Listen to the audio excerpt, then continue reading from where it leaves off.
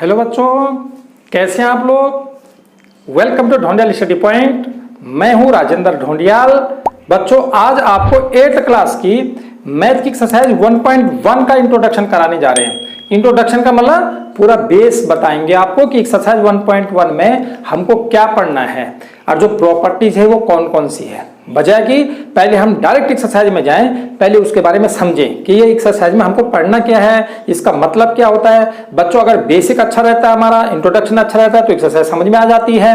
और इसके अगले वाले वीडियो में आपको जो है मैं एनसीईआरटी बुक का सॉल्यूशन दूंगा, ठीक है, बेस्ट सॉल्यूशन दूंगा। इसका मतलब हो गया कि आपने अगला वीडियो फिर देखना। इसके लिए इंट्रोडक्शन समझ लेना, अच्छे तरह से दोहराई कर लेना, उसके बाद अगले वीडियो को आप एक्सरसाइज के लिए देखें अगर आपने इसके एनसीईआरटी बुक के क्वेश्चन देखने हैं या फिर आपको लगता है कि कैसे करने हैं इसके आंसर, ठीक है ना। आइए बच्चों, इसको समझते हैं। बच्चों, यह है एक्सरसाइज 1.1 इंट्रोडक्शन। इसमें हमारे rational numbers and their property, मतलब हमारे चैप्टर का नाम तो रेशनल नंबर है, लेकिन हमें इनमें प्रॉपर्टी पढ़नी, इसलिए हमने प्रॉपर्टीज भी लिख दी। अब बच्चों, हमारे पास सबसे पहले आता है कि हमारे चैप्टर का नाम रेशनल नंबर है, तो रेशनल नंबर कहते किसे हैं। तो यहां पर लिखा है कि रेशनल नंबर ये number which can be return in the form of P upon Q. कोई भी नंबर है, कैसे भी नंबर है, अगर उसको हम पी बटे क्यू का मतलब फ्रैक्शन, एज अ फ्रैक्शन के रूप में लिख सकते हैं, तो उसको हम क्या बोलते हैं, रेशनल नंबर बोलते हैं। मतलब उसको हम लोगों ने बट्टे में लिख सकते हैं उसको, है ना, पी अपॉन क्यू मतलब फ्रैक्शन। तो बच्चों, इससे पहले आपको थोड़ा सा ये समझना पड़ेगा कि हमारे पास जो नंबर होते हैं ना, नंबर्स, इनको हम रियल नंबर भी बोलते हैं, रियल नंबर भी कह सकते हैं मेरे नंबर बोलने का मतलब से।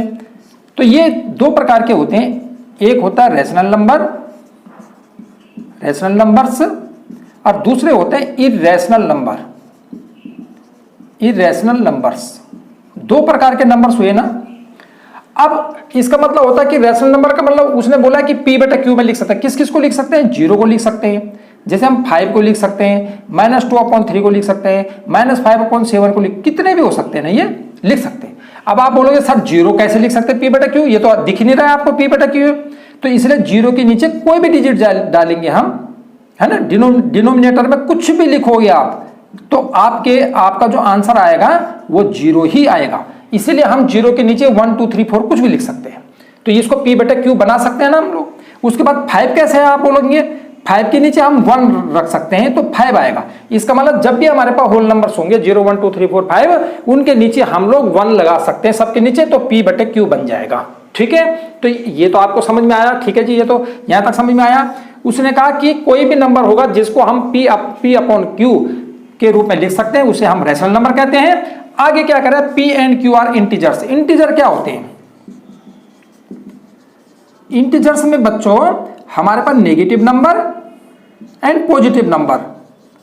नेगेटिव नंबर का मतलब क्या हुआ, जिन नंबरों के आगे माइनस लगा हुआ है उनको हम नेगेटिव नंबर कहेंगे, है ना, जिनके आगे माइनस लगा हुआ है तो वो हुए, जैसे -3 -2 -1।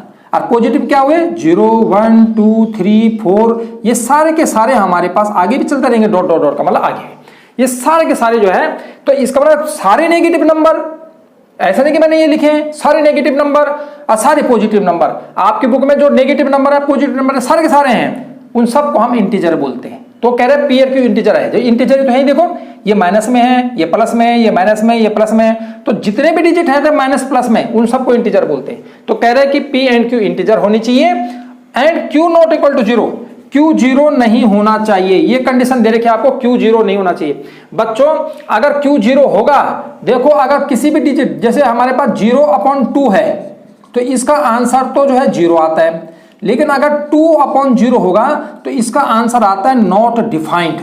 इसका मतलब हम इसको क्या नहीं कर पाएंगे, डिफाइन नहीं कर पाएंगे, परिभाषित नहीं। इसका मतलब हम डिफाइन नहीं कर पाएंगे।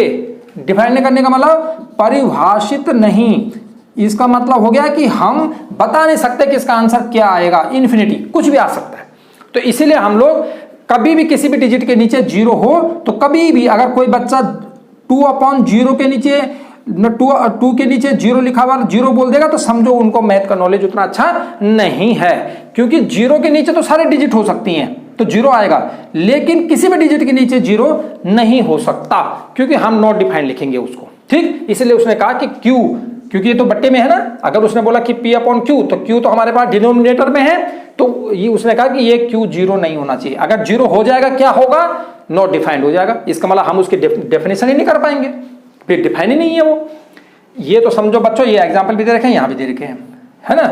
ये हुआ आपके पास रेशनल नंबर, कि कोई भी नंबर जिसको P अपॉन Q में लिख सकते हैं। उसके बाद आते हैं बच्चों, हमको दूसरा इसमें सारे प्रॉपर्टी पढ़नी है। तो हमारे पास यहाँ पर मेन प्रॉपर्टी 5 है, 1 2 3 4 5 प्रॉपर्टीज हैं। और ये 2 छोटी प्रॉपर्टी हैं जो कि कभी कभी यूज होंगे, लेकिन आपके पास ये 5 प्रॉपर्टी मेन है, ये आपको पता लगाने। ये जो 2 छोटी प्रॉपर्टी वो तो यहीं पे समाप्त हो जाएंगे, ठीक है। अब बच्चों आपको इसका नाम याद करना है, कैसे, जैसे कम्यूटेटिव प्रॉपर्टी, जैसे number 2 associative property, number 3 distributive property, number 4 multiplicative inverse, या इसका दूसरा नाम है रेसिप्रोकल।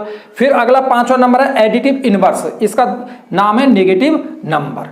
मतलब आपको ये होना चाहिए कि हमारे जो है एक्सरसाइज 1.1 में 5 प्रॉपर्टी हमारे पास है ना, 2 प्रॉपर्टी तो छोटी हैं, 5 प्रॉपर्टी हमको पता रहना चाहिए, उनका नाम, ठीक है। बच्चे सारे एक्सरसाइज कर लेते हैं, ठीक है, 1.1 सारा कर लिया, लेकिन बच्चों उनको तो ये नहीं पता होता प्रॉपर्टी कौन कौन सी हैं। वो क्या बोलते हैं जी, हमारे एक्सरसाइज के क्वेश्चन में ना 2-3 प्रॉपर्टी आ रखी हैं, हमने उनको नाम लर्न कर दिया। बोलेंगे बताओ डिस्ट्रीब्यूटिव क्या होती है, कह रहे इससे नहीं मतलब है हमें, बस हमें तो ये लिखा रखा है कि ये 7वें क्वेश्चन में आपको डिस्ट्रीब्यूटिव लिखना है, 5वें क्वेश्चन में ये लिखना है। बस उनको प्रॉपर्टी होती है, उनको पता ही नहीं होता ये है क्या चीज ये।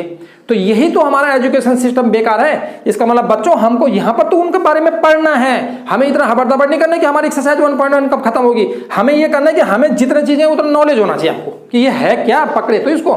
तो बच्चों सबसे पहले आपने इनके नाम लर्न करने हैं, 5 के 5 कि कौन कौन से नाम है, स्पेलिंग भी करनी है। फिर उसके बाद क्या करना आपने, अपने हाथ की 5 उंगलियां, 5 प्रॉपर्टी हैं। नंबर 1 कौन सी बोली, कम्यूटेटिव प्रॉपर्टी। नंबर 2 क्या बोला, एसोसिएटिव प्रॉपर्टी। नंबर 3 क्या बोला, डिस्ट्रीब्यूटिव प्रॉपर्टी। नंबर 4 क्या बोला, मल्टीप्लिकेटिव इनवर्स बोल रहे हैं उसको, या ब्रैकेट में नाम बोला था रेसिप्रोकल, ठीक है ना। रेसिप्रोकल माने उल्टा, तो ये दोनों एक ही नाम है। और फिर 5th नंबर में एडिटिव इनवर्स बोल देना है, लेकिन ब्रैकेट में नाम लिखा है जो हमने नेगेटिव नंबर उसको जरूर बोलना है। इसका मतलब ये 5 प्रॉपर्टियों के सीरियल नंबर आपको पता रहने चाहिए कि ये कौन से हैं, ठीक है बच्चों, ये करोगे आप। अब हमने उसके बाद बच्चों हमारे जो है अदर प्रॉपर्टी, 2 प्रॉपर्टी और हैं, कौन कौन सी, 0 इज एडिटिव आइडेंटिटी। बच्चों 0 को हम एडिटिव आइडेंटिटी बोलते हैं। 0 को क्यों बोलते हैं, क्योंकि 0 में कोई भी डिजिट जोड़ोगे आप तो वही डिजिट आ जाती है। अगर मैं 7 में 0 जोड़ूंगा तो 7 आ जाएगा। इसका मतलब 0 में कोई भी डिजिट ऐड होती है तो उसी डिजिट की आइडेंटिटी आ जाती है, मतलब वही डिजिट रिपीट हो जाती है, ठीक है। तो इसीलिए इसको क्या बोलते हैं, इसीलिए इसका नाम है एडिटिव। एडिटिव मतलब प्लस, है ना, और आइडेंटिटी मतलब अपनी आइडेंटिटी, जो डिजिट है वही मिलेगी आपको। तो कभी कभी एमसीक्यू में आता है कि एडिटिव आइडेंटिटी किसको बोलते हैं, 0 को, 1 को या -1 को, तो आप बोलेंगे 0 को बोलते हैं। उसके बाद ऐसा है कि 1 इज मल्टीप्लिकेटिव आइडेंटिटी, ठीक है। इसका मतलब हो गया कि 1 में किसी भी डिजिट की मल्टीप्लाई किया जाए, 1 में किसी भी डिजिट की मल्टीप्लाई 1 से करोगे तो फिर वही डिजिट आ जाएगी। ऐसे आपका जैसे कि हमने 7 × 1 करा तो 7 आ गया। इसका मतलब हो गया कि 1 में किसी भी डिजिट की मल्टीप्लाई करते हैं वही डिजिट आ जाता है, इसीलिए इसको मल्टीप्लिकेटिव आइडेंटिटी बोलते हैं। किसको, 1 को। और ये भी एमसीक्यू में भी आ सकता है, कोई भी पूछ सकता है, एक 1 मार्क में भी पूछ सकता है कि भैया मल्टीप्लिकेटिव आइडेंटिटी कौन सी होती है, 0 होती है कि 1 होती है कि -1 होती है। आप कहेंगे जी 1 होती है। बच्चों ये जो मैंने आपको समझा ये आपको पता चल गया होगा, अच्छी तरह से आपने समझ लिया होगा। बच्चों उसके बाद हमने एक एक प्रॉपर्टी के बारे में समझना है ना। हमारे पास जो फर्स्ट प्रॉपर्टी हमारे पास है वो फर्स्ट प्रॉपर्टी है कम्यूटेटिव प्रॉपर्टी। अब हमें पता लगाना है कि कम्यूटेटिव प्रॉपर्टी किसे कहते हैं। बच्चों इसमें लिखा है इस प्रॉपर्टी में, इन केस ऑफ एडिशन, ये केवल एडिशन में लगेगी, in case of addition and in case of addition, केवल एडिशन में लगेगी, एडिशन के केस में, और मल्टीप्लिकेशन के केस में। इसका मतलब वो कह रहा है कि in case of addition and multiplication, addition और मल्टीप्लिकेशन के केस में if we change the order, अगर हम ऑर्डर अदला बदली कर लेते हैं, ठीक है ना, ऑर्डर को चेंज कर लेते हैं किसी भी नंबर का, तो रिजल्ट में कोई परिवर्तन नहीं होता। इसका मतलब क्या बोलना चाह रहा है, देखो बच्चों अगर मैं आपको लिखता हूं a + b और इक्वल टू b + a, ठीक है, इसका मतलब कोई परिवर्तन, इसका मतलब जो आंसर आएगा वो सेम आएगा। ये तो हम एडिशन का रूल बता रहे हैं आपको, एडिशन में ये हो जाएगा। और मल्टीप्लिकेशन में का मतलब हो गया a × b और ऑर्डर चेंज कर दूं मैं, अगर मैं बी को पहले लिया और ए को पहले लिया, ऑर्डर चेंज का मतलब ए पहले था तो यहाँ ए बाद में हो गया, मतलब इनको अदला बदली कर दिया हमने। तो कह रहे जो इसका आंसर आएगा वही इसका भी आएगा, जो इसका आएगा वही इसका भी आएगा। इसका मतलब ये रूल जो है किस किस में लगता है, केवल एडिशन में और मल्टीप्लिकेशन में लगता है, सब्ट्रैक्शन और डिवाइड में नहीं लगता। ठीक है, क्योंकि सब्ट्रैक्शन में ये ऐसा ऑर्डर चेंज करने पर इक्वल नहीं आता है। ठीक है, अब बच्चों इसको ये तो आपको समझ में आया होगा कि ऑर्डर चेंज करेंगे तो फर्क नहीं पड़ेगा। इसको एक एग्जांपल के द्वारा हम लोग आपको समझाने की कोशिश करते हैं। तो कोई भी प्रॉपर्टी हम 5 के 5 यहां पर पढ़ रहे हैं तो सिर्फ एडिशन और मल्टीप्लिकेशन में लगेंगे, सब्ट्रैक्शन और डिवाइड में नहीं लगेंगी। तो बच्चों यहां पर आपको मैं एग्जाम्पल के द्वारा बताता हूं। जैसे हमारे पास एक है कि 2 × 2 + 3 है, ठीक है, और मैं यहां पर लिख देता हूं 3 + 2। ये एडिशन वाला दिया मैंने आपको, नंबर 1 हमने ये दिया आपको, ये एग्जाम्पल के द्वारा बता रहा हूं मैं आपको। एग्जाम्पल से पता चल जाता है बच्चों हमें कई चीज मैथ का।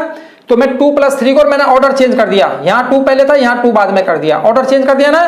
तो बच्चों इसको अगर ऐड करोगे आप तो कितना आएगा, इसको ऐड करने पे 5 आ जाएगा और इसको ऐड करने पे भी कितना आ जाएगा 5। तो रिजल्ट में कोई परिवर्तन आया, यहाँ भी 5 आएगा यहाँ भी 5 आया। इसका मतलब इसका सम भी कितना आया 5, इसका सम भी कितना आया 5, इसका मतलब बराबर आ रहा है। तो यही उसने बोला था, ऑर्डर चेंज करने पर रिजल्ट का मतलब होता है जैसे प्लस करोगे तो सम, तो सम इसका इनका जो सम आया इतना है, इसका सम भी कितना है इतना है, तो सम सेम आ रहा है ना, सेम सम। तो इसका मतलब दोनों के दोनों का हमारा सेम मतलब जो है आया, हमारे पास जो सम आया वो हमारे पास जो सम आया वो सम सेम आया, इसका मतलब एक जैसा आया। तो यही तो उसने बोला था प्रॉपर्टी में। उसके बाद बच्चों मेरे बच्चों फिर अगर मैं दूसरा मल्टीप्लिकेशन वाला लगाता हूं कि अगर मैं मल्टीप्लिकेशन का रूल आपको देता हूं दूसरा, उसे समझाता हूं। जैसे हमारे पास 3 × 5 है और मैं उल्टा कर लेता हूं, मतलब इसका अदला बदली कर लेता हूं, इंटरचेंज कर लेता हूं, तो 5 × 3 कर लेता हूं। तो आप देखते हैं मैंने 3 पहले था बाद में कर दिया, 5 बाद में था पहले कर दिया। तो आप देखो इसकी मल्टीप्लाई करोगे तो कितना आएगा 15, और इसकी मल्टीप्लाई करोगे तो कितना आया 15। तो कोई परिवर्तन हुआ नहीं। इसका मतलब जब भी मल्टीप्लिकेशन में करते हैं तो उसको प्रोडक्ट बोलते हैं। तो इसका प्रोडक्ट, जो प्रोडक्ट मतलब टोटल प्रोडक्ट भी इसका क्या है सेम। तो इसका मतलब हम जब अगर 2 डिजिट को सम करेंगे और ऑर्डर चेंज कर लेंगे तो फर्क नहीं पड़ेगा। आप बोलेंगे सर फिर ये जो प्रॉपर्टी है ये सब्ट्रैक्शन में क्यों नहीं लगती। मेरे बच्चों देखो, अगर मैं आपको 2 - 5 बोलता हूं और 5 - 2 बोलता हूं तो ये इसको करता हूं तो 2 में से -5 जाएंगे तो माइनस का 3 बचेंगे, क्योंकि माइनस के ज्यादा है ना। और इसमें से इसको सब्ट्रैक्ट करता हूं तो कितना बचेगा 3। तो देखो सेम है नॉट, इसका मतलब नॉट सेम, ये सेम नहीं आ रहा तो नॉट हुआ इक्वल। इसका मतलब ये दोनों के दोनों क्या नहीं आ रहे, इक्वल नहीं आते, इसलिए ये क्या नहीं लगता, सब्ट्रैक्शन में ये रूल नहीं लगता है ना। सब्ट्रैक्शन में ये नहीं मतलब जो है काम होता है इसका, ठीक है कि नहीं। अब मेरे बच्चों देखो अगर मल्टीप्लिकेशन डिवाइड में देखते हैं, ये डिवाइड में बोला आपको एक्स्ट्रा, ये सब्ट्रैक्शन में बोला, तो सब्ट्रैक्शन में बराबर नहीं आता इसलिए रूल नहीं लगता। और अगर मैं इसको डिवीजन में बोलूं कि डिवीजन में क्यों नहीं लगता, तो बच्चों अगर डिवाइड में देखते हैं या डिवीजन में देखते हैं हम लोग, तो यहाँ पर क्या हो जाएगा, जैसे कि मैं आपको बोलता हूँ 4/2, तो इसको काटेंगे तो कितना आ जाएगा 2 आएगा है। और अगर मैं आपको लिखता हूँ कि 2/4, तो इसको काटेंगे 1/2, तो ये बराबर नहीं आया ना, ये बराबर हुआ नहीं। जैसे मैं डिवाइड के द्वारा ही बता देता हूं आपको, अगर हम लोग जो है 4 में डिवाइड कर रहे हैं 2 की, ठीक है, और हमने देख रहे हैं बराबर आएगा, उल्टा कर देता हूं 2 की 4 में, तो ये तो हो जाएगा 4/2। और अब ये देखो ये कितना हो जाएगा 2 कितना हो जाएगा 4। तो बच्चों इसको काटता हूं तो 2 × 1 = 2, 2 × 2 = 4, इसको कहता 2 × 1 = 2, 2 × 4, ये 2 आया, ये 1/2 आया, तो क्या नहीं आया, इक्वल नहीं आ रहा है ना, हमारा बराबर नहीं आ रहा है। इसका मतलब ये जो है इसमें नहीं लगेगा, इसमें नहीं लगेगा, किस में लगेगा, केवल एडिशन में और मल्टीप्लिकेशन में, और सब्ट्रैक्शन में और इसमें ये रूल एप्लीकेबल नहीं है, मतलब ये सिर्फ इसी में लगेगा। बच्चों समझ में आ गया होगा आपका कम्यूटेटिव प्रॉपर्टी। आइए बच्चों अब हम लोग इसकी दूसरी प्रॉपर्टी को समझते हैं बड़ी अच्छी तरह से। यह है एसोसिएटिव प्रॉपर्टी।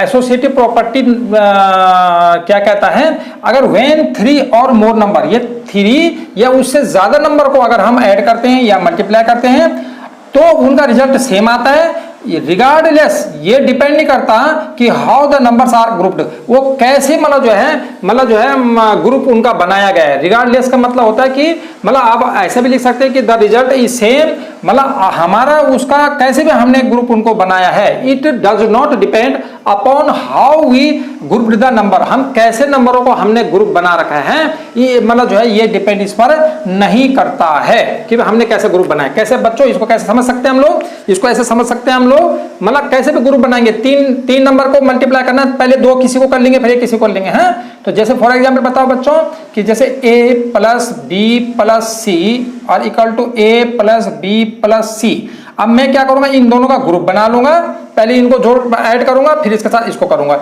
या तो फिर मैं ऐसा करूंगा इन दोनों को ग्रुप बना लूंगा, इनको ऐड कर लूंगा, इसके साथ इसको कर लूंगा। वो कह रहे इनका आंसर सेम आएगा, इसका मतलब ये बोला है कि इनका आंसर क्या आएगा, सेम। अगर आप कैसे भी ग्रुप बना लो, किन्हीं दो को भी एक साथ में ऐड कर लो पहले फिर अगले वाले को कर लो, लेकिन आंसर में कोई फर्क नहीं पड़ेगा। ऐसे मल्टीप्लाई में भी है a इंटू अगर b इंटू सी करना हमको और equal to a into B into C करना है। बच्चों मैं इसका ग्रुप पहले बना लो, इन दोनों को एक साथ बना लो, जो ब्रैकेट में लगा रहा हूं वो जरूरी नहीं है आपने भी वैसे लगाने हैं, मतलब वो कह रहा है कि किन्हीं दो को भी रख लो, आपकी मर्जी है, आप किसी दो को भी चुन करके दो को ब्रैकेट में लगा लो, अगले दो को। आप ऐसा नहीं कि सर जी ने पीछे वाले में लगाया तो पीछे, आप आगे पहले लगा सकते हो फिर बाद में पीछे होगा, सेम होना नहीं चाहिए बस, है ना। तो ये ब्रैकेट आप कैसे भी लगा सकते हो, ये नहीं कि मैंने यहाँ लगाया तो तुमने रट्टा मार दिया वहीं लगाना है। वो कह रहा है किसी भी दो में लगा लो, ग्रुप बना लो। ग्रुप का मतलब ये तो ग्रुप है 1 2 3 4, वो कह रहे हैं कैसे भी ग्रुप बने। ग्रुप का मतलब क्या होता है, ग्रुप का मतलब कि हमने ऐसे दो का ग्रुप ये बना लेके ये दो एक साथ में करेंगे फिर इसके मल्टीप्लाई करेंगे, तो कह रहे हैं आंसर सेम होगा। आइए बच्चों इसको एक एग्जाम्पल के द्वारा हम थोड़ा क्लियर कर लेते हैं और अच्छी तरह से, क्योंकि एग्जाम्पल के द्वारा हमारे दिमाग में और अच्छी तरह से आ जाता है, ठीक है। बहुत रट्टा मारने की जरूरत नहीं है बच्चों, इसमें अंडरस्टैंडिंग ज्यादा है। प्रॉपर्टी को रट्टा नहीं मारना, अंडरस्टैंडिंग करनी कि अच्छा एसोसिएटिव प्रॉपर्टी में ऐसा होता था, ठीक है ना। क्योंकि बच्चों एसोसिएट का मतलब क्या होता है, ग्रुपिंग। एसोसिएट का अगर मैं मीनिंग आपको बताऊं ना तो एसोसिएट का मीनिंग भी यही होता है। इस प्रॉपर्टी का नाम एसोसिएट क्यों पड़ा, क्योंकि एसोसिएट का मतलब जो होता है वो होता है ग्रुप, तो इसीलिए इसको ग्रुपिंग कहते हैं कि हम कोई भी ग्रुप बना लेंगे लेकिन आंसर जो है एडिशन, और ये भी किस में लगती है, केवल एडिशन में, और ये मल्टीप्लिकेशन में ही लगती है। तो ये हो गया बच्चों। अब हम एग्जांपल के द्वारा समझते हैं नंबर 1, पहले एडिशन वाला समझते हैं, ऐड करके देखते हैं। बच्चों हमारे पास 2 + 5 + 3 हमको ऐड करना है, या मतलब जो है 7 ऐड करना है, मतलब है ना, ऐसा हमने 7 को ऐड करना है, ठीक है ऐसा। और यहां पर भी हमारे पास 2 + 5 + 7 है। मैं क्या करता हूं कि पहले इन दोनों को ऐड करता हूं फिर इन दोनों को ऐड करता हूं। आप देखते हैं कि इसका आंसर कितना आता है, इसका कितना आता है, अलग अलग कर लिया।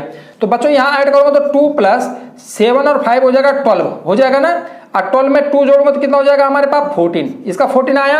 अब यहां देखते हैं 5 में 2 जोड़ेंगे तो कितना आ जाएगा 7, क्योंकि हम पहले ब्रैकेट वाले को ऐड करते हैं, तो 5 में 2 जोड़ेंगे 7 आ जाएगा, प्लस ये 7 आ जाएगा, तो 7 में 7 कितना आएगा 4। इसका मतलब क्या हुआ, जो हमारे पास सम आया वो सेम आया ना, जो सम करा वो सेम आया। तो ये तो उसने बोला था कि आप ग्रुप कैसे भी बना लो एडिशन में, लेकिन आंसर सेम ही आएगा, कोई फर्क नहीं होगा। अब हम एक अगला वाला मल्टीप्लिकेशन वाला समझ लेते हैं बच्चों। यहां पर मल्टीप्लिकेशन का मतलब हो गया कि अगर मैं आपको लिख देता हूं कि 2 × 3 × 5, और यहां भी हमारे पास 2 × 3 × 5, मैं इन दोनों का ग्रुप लेता हूं, इन दोनों का ग्रुप लेता हूं।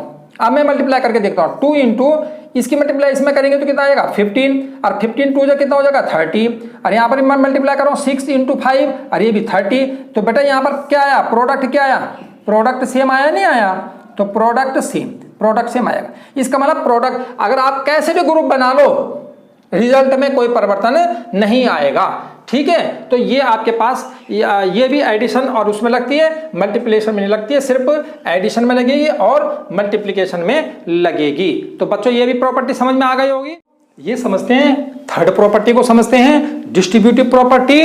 बच्चों ये कह रही है, ये प्रॉपर्टी कहती है कि मल्टीप्लाइंग एक नंबर, किसी भी नंबर को मल्टीप्लाई करते हैं सम ऑफ 2 डिजिट। अगर किसी भी मतलब जो है, जैसे हमारे पास फॉर एग्जांपल हम लोग जो है यहां से ले लेते हैं कि अगर कोई भी ये नंबर है a और मल्टीप्लाई करते हैं सम ऑफ 2 डिजिट b + c से मल्टीप्लाई करते हैं, है ना। किसी भी नंबर को 2 डिजिट के सम से मल्टीप्लाई करते हैं तो प्रोडक्ट कितना आएगा, उनको अलग अलग मल्टीप्लाई करेंगे, a × b और प्लस a × c।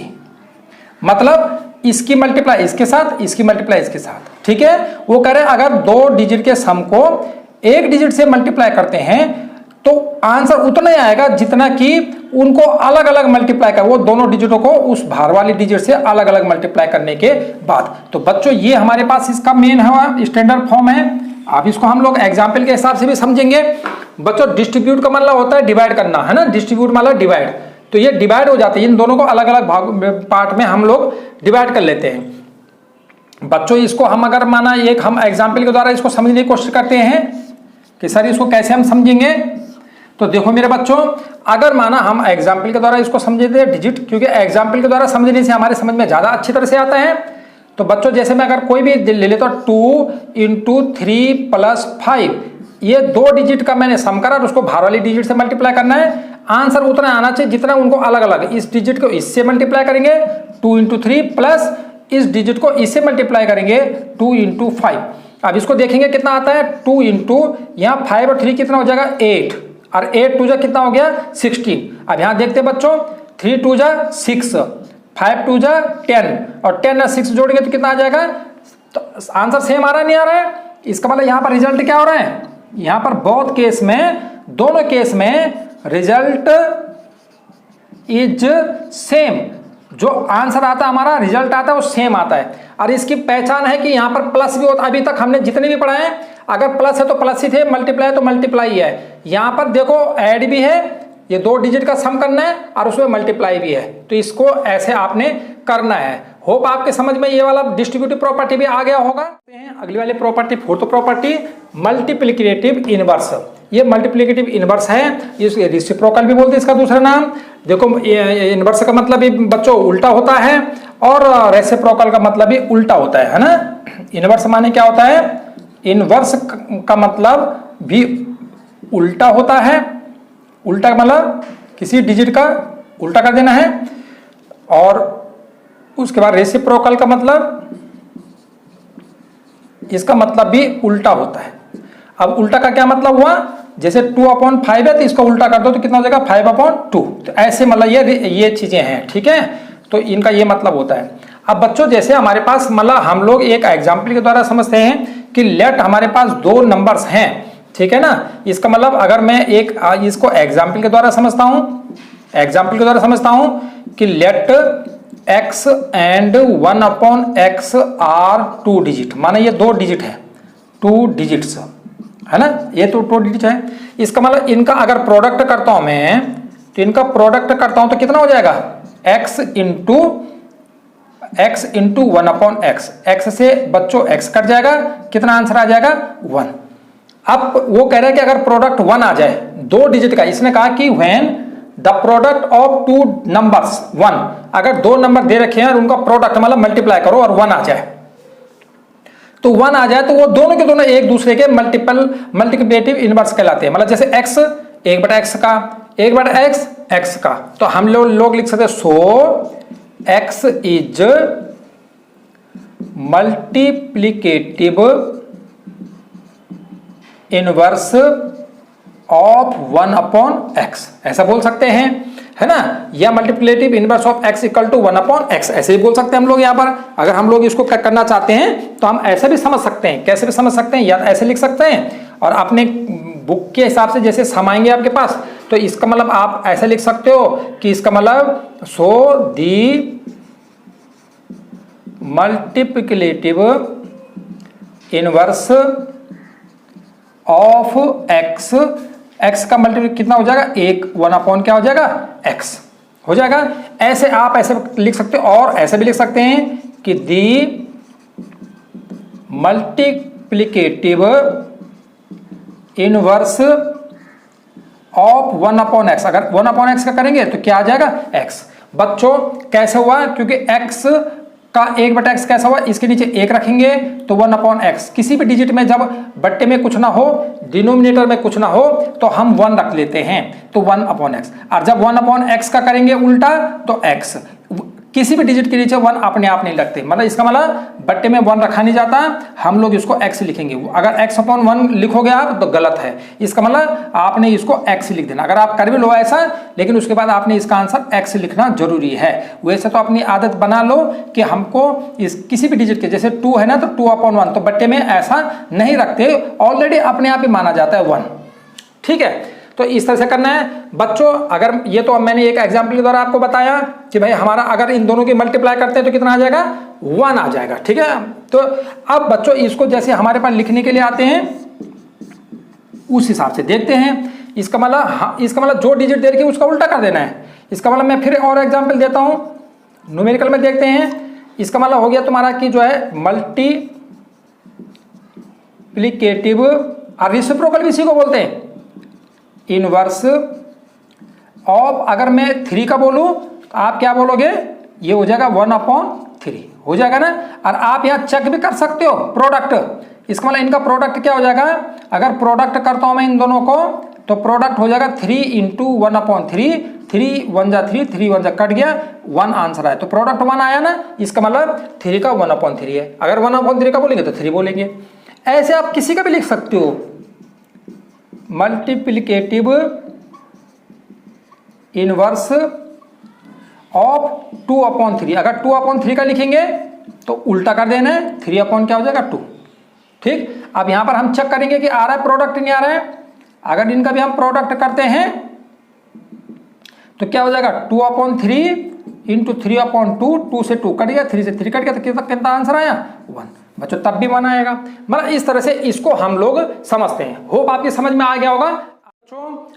ये हमारे पास 5th एंड लास्ट प्रॉपर्टी है एडिटिव इनवर्स, या इसको नेगेटिव नंबर भी कहते हैं बच्चों। ठीक है ना, तो ये क्या कर रहा है कि द नेगेटिव माने माइनस ऑफ ए नंबर, किसी भी नंबर का माइनस मतलब नेगेटिव कर दें, मतलब साइन चेंज कर दें, है ना, तो is called its additive inverse, उसे उसका एडिटिव इनवर्स कहते हैं। फॉर एग्जाम्पल बेटा उसका साइन चेंज कर देना, मतलब जो डिजिट दे रखी है उसका माइनस कर दो आप। ठीक है, तो फॉर एग्जाम्पल मैं नंबर 1 में करूंगा कि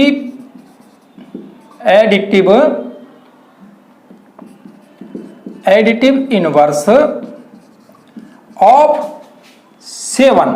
तो बच्चों 7 का क्या हो जाएगा भाई, उसने बोला था माइनस लगा दो, जो डिजिट दे रखी है उस पर माइनस लगा दो, तो यहां माइनस कितना हो जाएगा 7 हो जाएगा बच्चों। ठीक है, और बच्चों इसमें आपको जो अगर कभी हम इसका सम करते हैं ना तो सम जो है वो 0 आ जाएगा। 7 में +-7 जोड़ेंगे तो 7 - 7 0।